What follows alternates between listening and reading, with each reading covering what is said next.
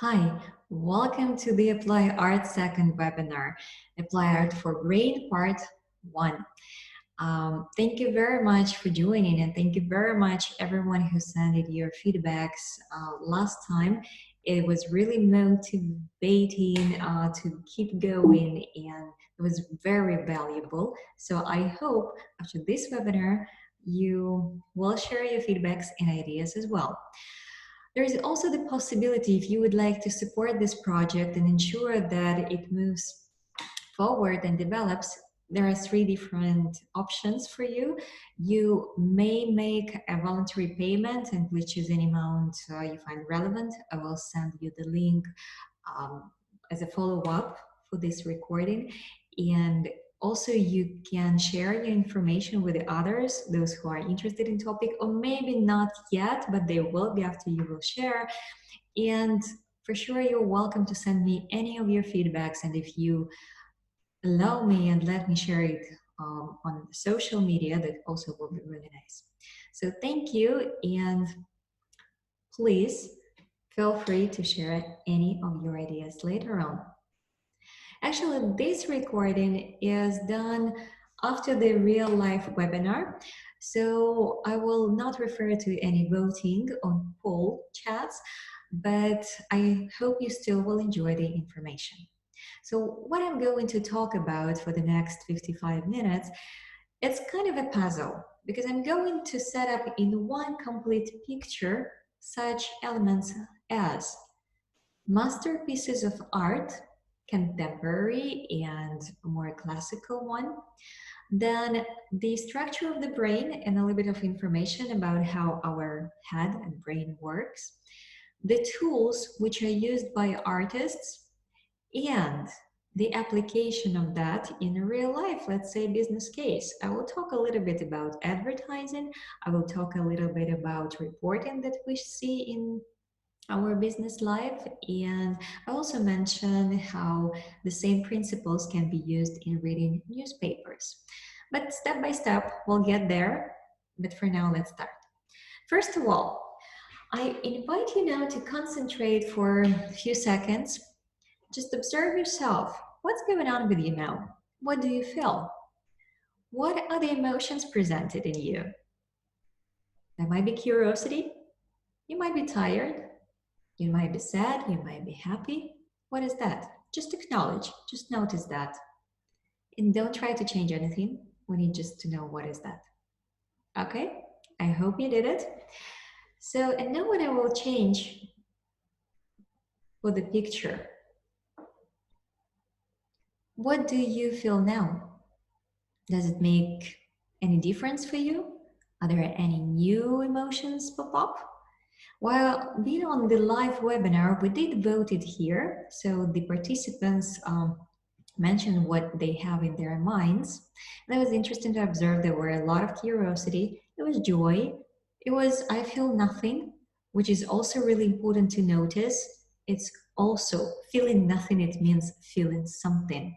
And you acknowledge that. So please, if you notice that, it's great. And what about now?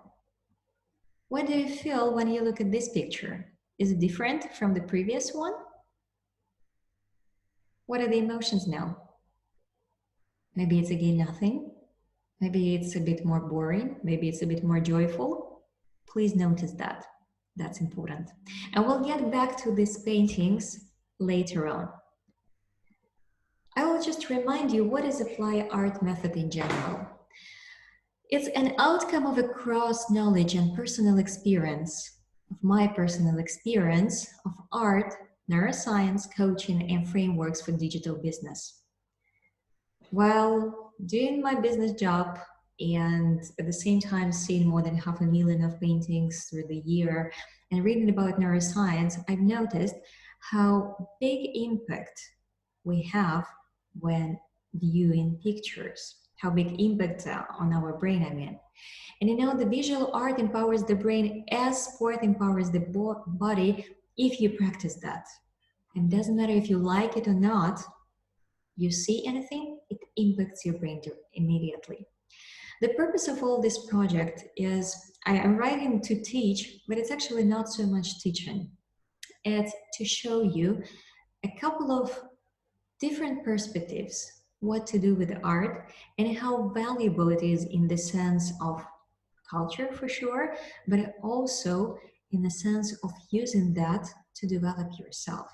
And I hope you will find your own way to observe it, to share it with your children, to use it just for valuable communication with other people. So, but I would like to share with you the tools that I found, the ways to see, view, and apply art. Well, now when you've noticed a new difference inside of you by looking at these two different paintings, let's bring one more piece of puzzle into this picture, our brain. And please don't worry, don't read or memorize these names of the parts of it if you don't want to. What I just want to focus right here on this picture is this green part right over there, which says vision. So it's somewhere on the back, and it's actually for both parts. There is no, it's a myth that we have some sort of, right and left, and we use more right for mathematics and left for the creativity. We all the time use both. And we need both of those, and we need to develop both of those to create a picture and to make analytical research. So, and vision actually also crosses for two parts. But I prefer it for myself to memorize and know the structure of the brain in this simplified way. Why it's important to know the names? Because, it's like with your body. If you learn some new movements for the dance, or you learn how to ride bike, and, the little kid rides bike for the first time and father screams, hey you, just keep going with this part of your body, and kid will be confused which part I should work with, right? So we need to name it, like work with your legs, concentrate on your arms. But why don't we know the parts of the brain? Because if we know them, we actually have a chance to concentrate on a certain one and to use it better. So what are those simplified parts that I will mention through this webinar? The little central one, the hypothalamus, the part which exists pretty much in all life creatures around the earth. And that part is responsible for us to breathe, so for us to sleep, for us to feel a certain temperature switch, and to produce hormones to make impact on our behavior. So, if it's too cold, different hormones come. So my heart started beating faster and I'm getting warmer, and so on. Then the central part, limbic system, the system that contains different parts, a lot of different other parts, and that is responsible for our emotions and for our feelings. And when we're getting excited or sad or curious, that's where it get coming from. And the upper part, which is cortex, there are different parts of the cortex, and let me mention, for example, just frontal cortex. That's the part which matures last, and usually it's well done by the end of 25, not before than that. And that's the part which makes us human beings. That's a part that helps us to see the situation from a side, to see alternatives, to manage our emotions. And congratulations to you and me, because right now it's activated. Do you know how I know that? Because when you was thinking about your emotions, for example, you got feeling of curiosity. If your frontal cortex would not be activated and you feel curiosity, you would jump and start doing something. You would start touching the screen, you react because of your emotions. So if you just can observe and notice and say, okay, I'm curious, but I will wait, what happened next? Or I'm sad, you're sad, but you're still here, you're still ready to listen to this webinar. It means frontal cortex manages whatever going on inside. So well, those three parts I will refer through the next slides, and it's nice to remember them. But now one more piece of our puzzle for today, the laws and tools that artists use. Consciously or not, they do deploy those laws to titillate our visual areas of the brain. And by default, we don't control it. That's how nature did it. There are some visions that cause emotions and reactions before we even know that. And let's see what they are. White clay board, right? There's nothing there. What do you feel? Just observe what's going on in your head. What are the thoughts? You may be thinking about something else. And now, just then, just be curious. What's going on with you when you see this little dot? Does it make difference? Yeah, I suppose it does. And what about now?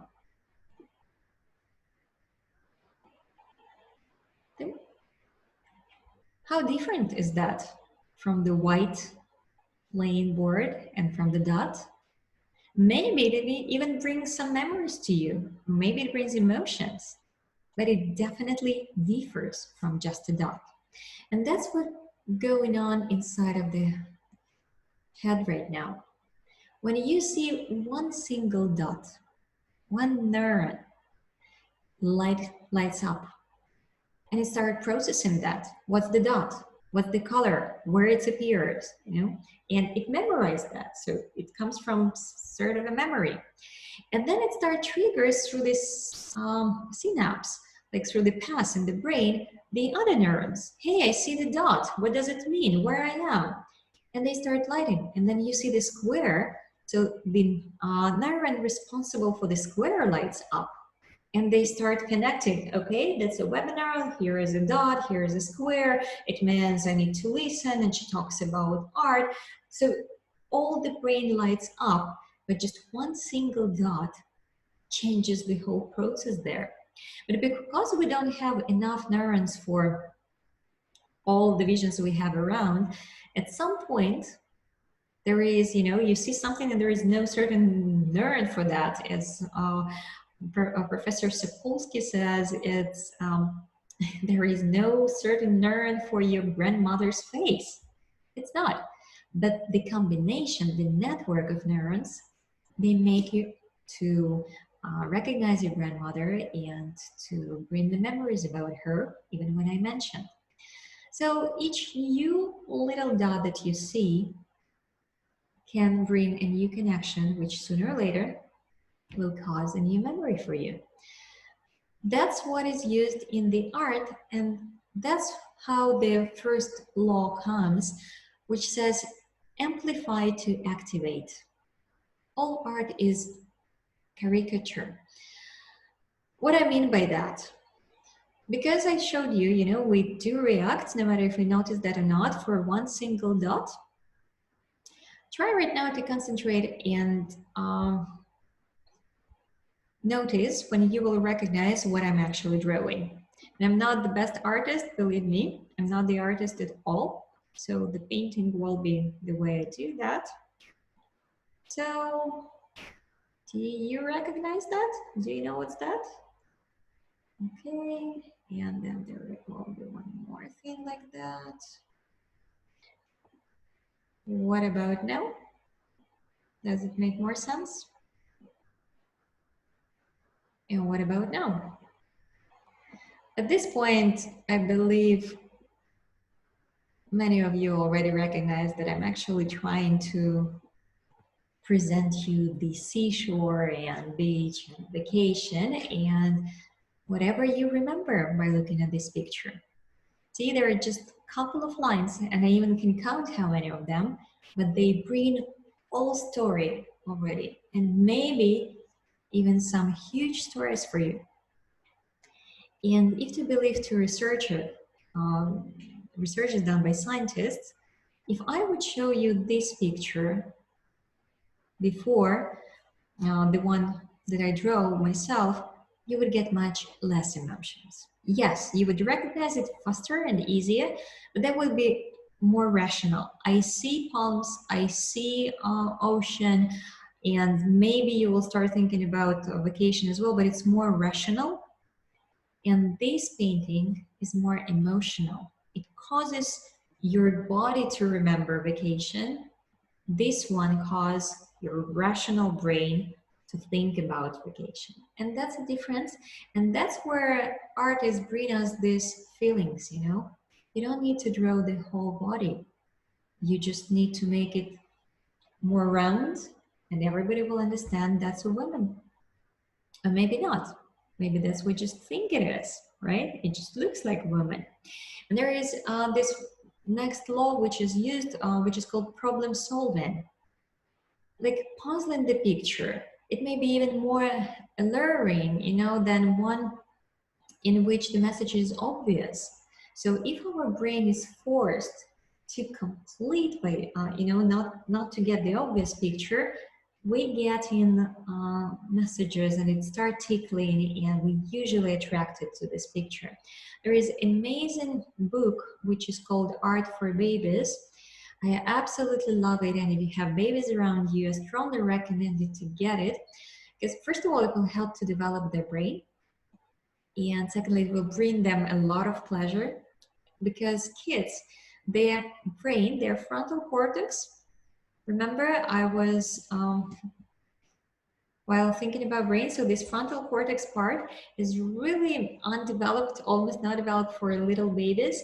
So they have strong limbic system already, and they have hypothalamus. So when they react on something, they see one dot. There are two little connections still inside of the head. So they literally physically feel that it tickles, and because emotions of pleasure come, they start smiling immediately just by seeing the line.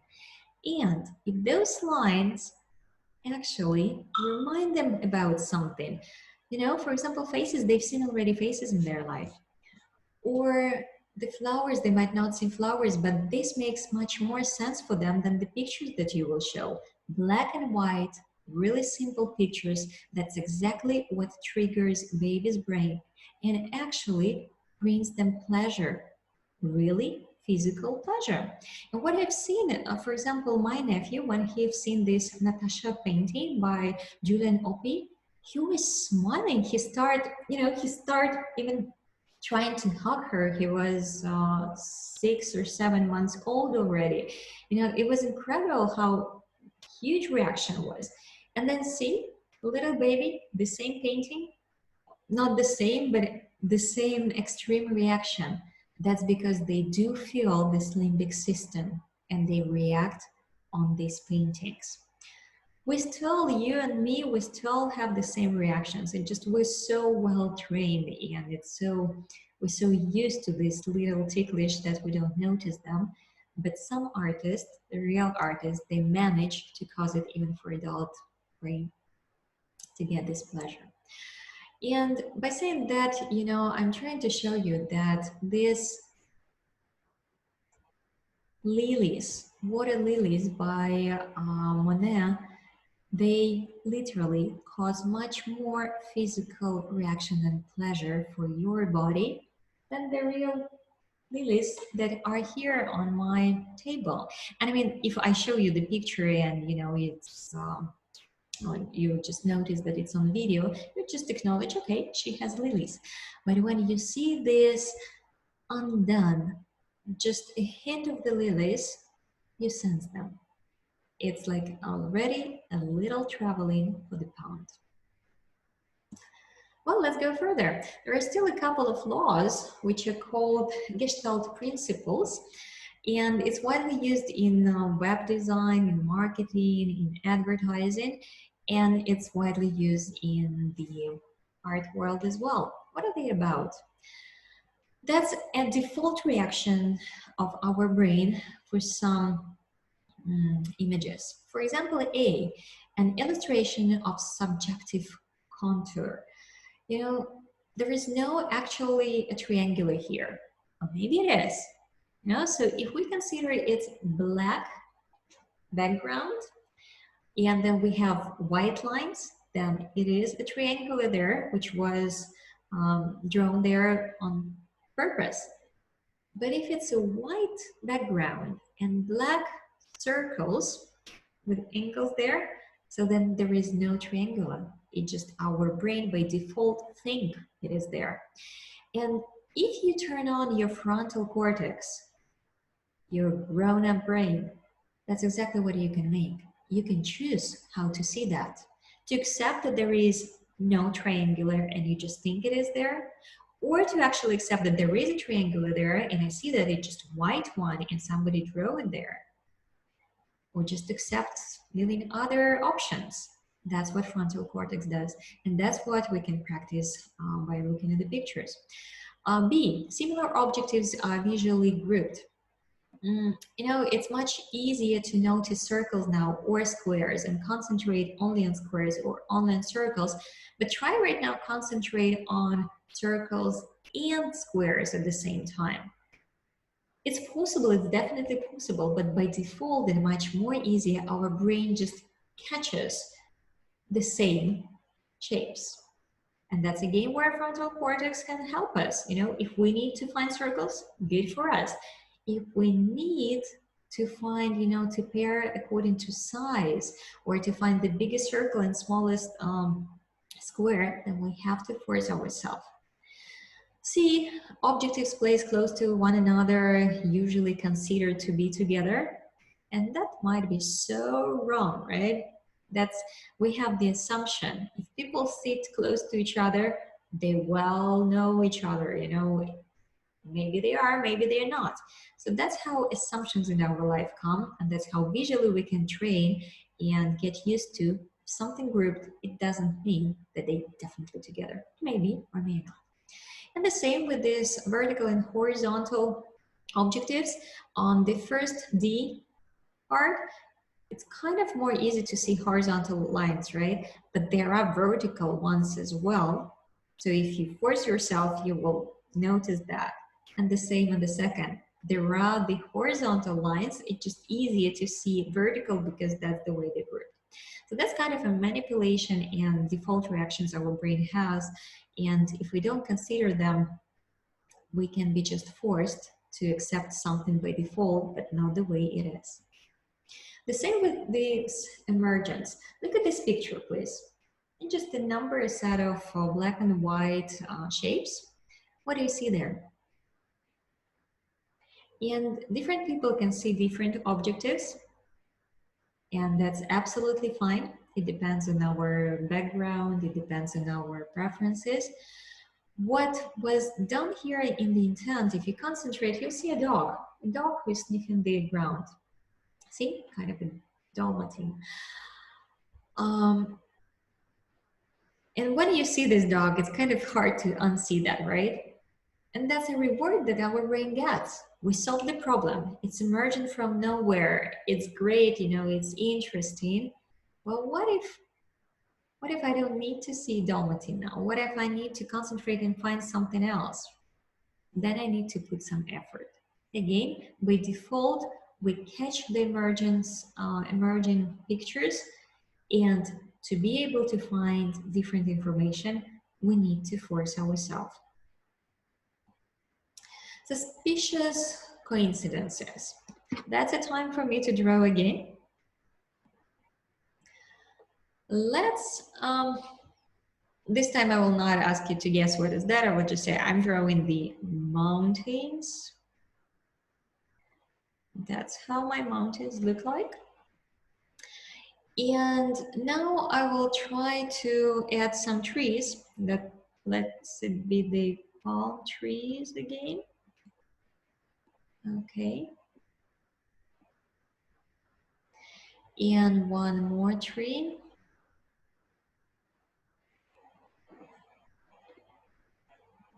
Okay. So that's how it looks. Just observe yourself. What do you feel when is it comfortable to look at this picture? If yes, then why? What makes it normal? If no, then why? If nothing, then nothing. And now, one more. Mountains again. Sort of same and different at the same time. And palm trees again. Okay, maybe here. So what's the difference do you notice here? On the first painting that I have, I was doing my best to make it precise. It's like fitting perfectly. And if you're a type of person who likes everything to be perfect, it probably will resonate to you more, and your focus will go there. On the second one, it just like sort of random, the tree, the mountain. And what scientists say, we usually react and will be attracted to the painting where there are those suspicious coincidences. When the tree fits to this triangular down, when the exact shapes are match each other, for some reason our brain really attracted. It's really alarming, and that is used in the paintings as well. And let's see where it is used. If we look to this masterpiece, pure masterpiece, one of the best paintings of all centuries done by Diego Velázquez, for 400 years, can you imagine? 400 years it attracts people, and it's still, when you look at that, I will try to make it bigger so you can observe. Yeah, here. It's kind of never boring, at least for me. It's your eyes are constantly shifting from one figure to the other, and it's kind of still painting, but it's alive in a sense that it makes your vision move. And I think that's one of the really good criteria for art pieces. No matter how often you see them and how well you know them, they always seem different when you see them again. It's not enough just to memorize them. It's almost impossible. There is an amazing video in YouTube done by Nerd Writer. I will send it to you later. I would in the follow-up letter. Please find a time in just 7 minutes, have a look, because he has a really beautiful analysis of this painting. I'll just show you a couple of examples what he discussed. And what he shows is why our brain and eyes are so attracted to the painting. Because artist plays with these combinations of Gestalt principles. It activates default alarming systems in the brain. He puts the little princess in the middle, and he structures everything around ongoing, scenery. So, and he all the time plays with these 2 and 3 numbers. Everybody paired here, so you see the princess, and then you see like she's here, and then look to the left side, the girl and the artist himself goes kind of the line up 2 figures.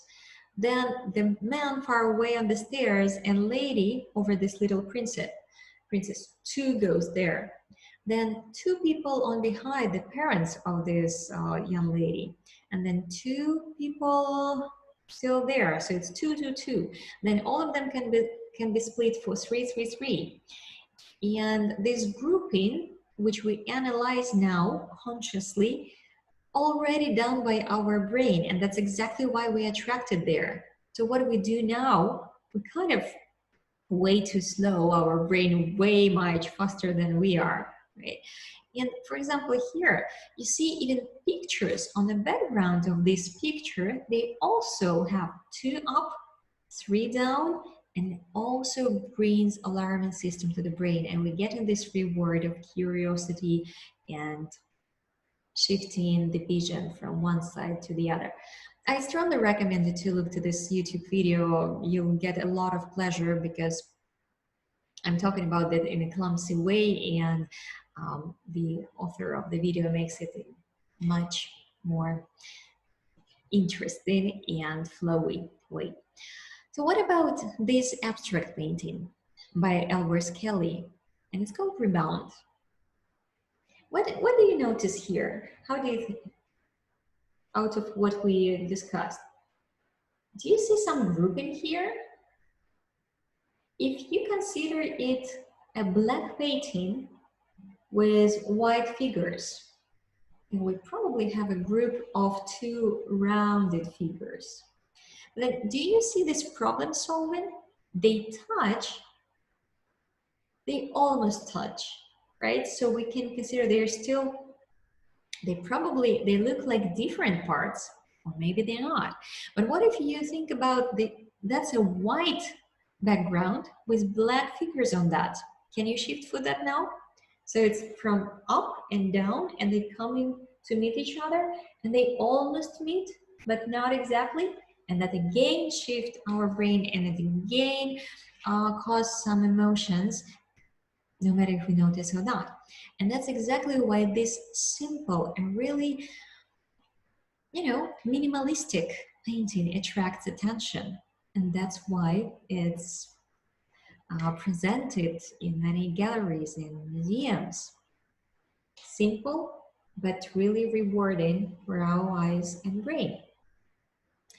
And it even can bring these memories, for example, with the creation of Adam. You've seen this, it's a part of the fresco by Michelangelo. The same principle. It's they almost touching, but not exactly. And it's kind of the middle of the movement. And that's where we get in the feeling something will happen. Our brain start being ticklish. And now getting back, so connecting that all together. So if artists, they do that, right? So by looking at pictures, we can start noticing more. So analyzing, okay, that's a painting and that causes some emotion, where it happened to me. And that will help you to notice where the same principles are used in real life. And sometimes, unfortunately, they are too manipulative. For example, advertising. When I was a student, I did a lot of impulsive shopping. This feeling when you see beautiful advertising and it's a sale and it's just incredible and you buy that, and then I come home and I never use this thing. Another question, why did I buy that? I don't need it. But what was that inside of me that made me bought? In that moment, I've been excited. Something triggered that desire, that joy, that curiosity, and probably there was an image. And because my frontal cortex at that part was not as mature, I was um, forced to follow my limbic system, and my actions were, if I'm alert, if I enjoy something, it probably means that I need this and I need to buy it. But the reason is no, I actually didn't need it. So the difference is what I feel and what I think I feel. Like this advertising, if I would be hungry, it probably would even exaggerate this feeling because I see, the hint for food and red color. And we'll talk more about colors next time in the next part of this ApplyArt webinar, ApplyArt for Brain. But then, do you see the bottle? It's actually, there is no bottle and there is a bottle, and our brain likes to solve this problem. So this advertising attracts attention and it tickles the brain, so brain gets the sensation of reward. And if our frontal cortex is not too mature, we might mix that with our desire to drink Coca-Cola. So being excited because of seeing the picture and want to drink Coca-Cola are two different actions and two different emotions. And sometimes we can mix them up. And that's why the good advertising forces us, to get something that we see. One more example, when you see this illustration in the newspaper, before reading the text, I've already have this feeling there's something big and important and frightening going on, and it actually attacks a little piece of land where I live. So even before reading, I'm having the feeling of anxiety and I'm afraid. It means whatever I will read will be impacted already by this emotion. But if I'm used to that, if I'm used to, okay, I see, I've got this feeling, but it doesn't mean that I'm actually scared. I am fine now, I'm healthy, and that might be a scary situation, but I just want to read a pure data, not being impacted by the emotions. And that's what you train when you consciously look to the paintings or this sort of pictures and rationalize them.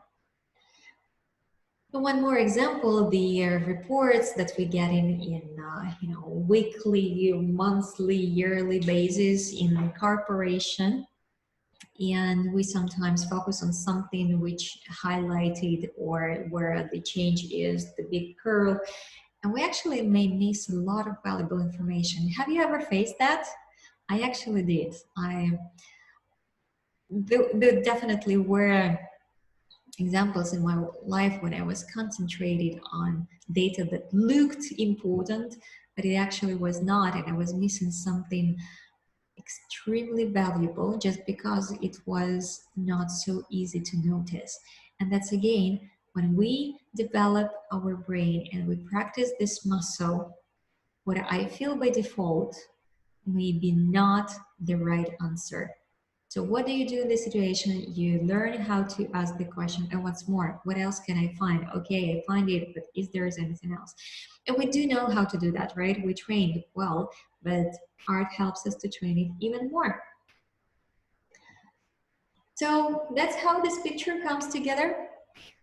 By looking to art pieces and analyzing what is that they trigger in you and why it happens, you train yourself to recognize when you are impacted by the image instead of feeling your own emotions. So you learn how to separate what you feel and you think what you feel. So you become more self-aware, you become more resistant to the manipulation, and you all the time have more choices to make. I've been asked a couple of times, like, if I am losing this magic of art and paintings, if I start rationalizing them. No, actually not. When you eat something, some delicious dinner, and you know ingredients there, it doesn't mean you will not eat it and you will enjoy that less. Yeah, it definitely can happen because some ingredients might be disgusting, but even in that case, it's still a choice. I can admit, okay, the ingredient is not so good, but when it complements this dish, it just becomes really great. So it's up to me. And when you'll practice that in the museum or exhibition, I wouldn't recommend you to spend all the time just rationalizing and practicing this muscle of recognizing this couple of laws that I presented to you. I usually do it the way I enjoy the exhibition. Sometimes I like it, sometimes I don't. It depends. But then I consciously choose 5-10 minutes to practice something what we did through this hour, and I choose one or two paintings, not more than that, which impressed me most, and then I just go in details. Okay, what is that made me feel this? Was it grouping, or was it this texture, or was it the color? We'll talk about it next week. And then I just forget about it. And believe me, in some time you start noticing that it actually works. This muscle becomes so strong that you don't even need to rationalize it anymore. You just react faster, you get more emotions, you know what are they about, and you can shift easier, and you know what caused them. It's really, really interesting and pleasant feeling. And now I'm not going to make any summary or conclusion, because that's one more law and tool which is used in art. And actually, to finish something with this summary is not the best what we can do for learning either. And I will explain you why next time. So for now, I would just tell you a couple words. What is it? coming.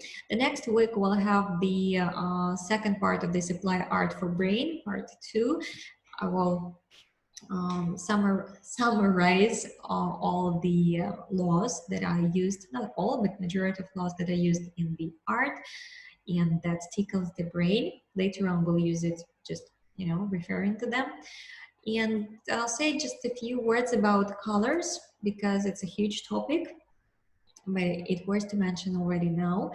We'll talk about insight-driven and data-driven solutions and where it's applicable in business and how we can learn it in art, stress relief and happiness in museum, why it happens, how to exaggerate it, how to get more pleasure. We'll talk about metaphors and we'll talk about summary and closure, how it impacts us. And I also will tell you a few words about how does brain do art in general.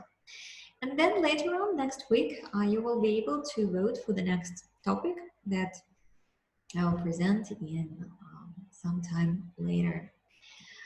And for now, if you would like to be informed about our future events for Apply Art events, please register at applyart.org.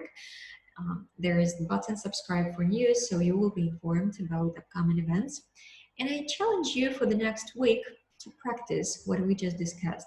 Try to find or just to notice 2 pictures that tickle your brain. It doesn't matter if that will be the classical masterpiece, contemporary art, or it will be the advertising. So just find something that attracts your attention. What I call tickling is that you all of a sudden notice that picture and you spend some time looking at that. It means something's going on in your brain. So try to notice what's going on. Even if you will not find the reason, it's fine. Just find what attracts.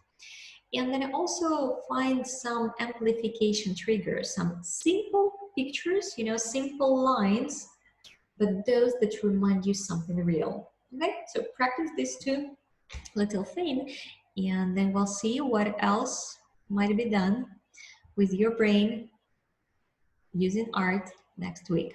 Thank you very much for your attention, and I'm looking forward to get your feedbacks, and I'm looking forward to hear and see you next week. If you have any questions, don't hesitate to send them via email or contact me via messages. Bye and enjoy the evening.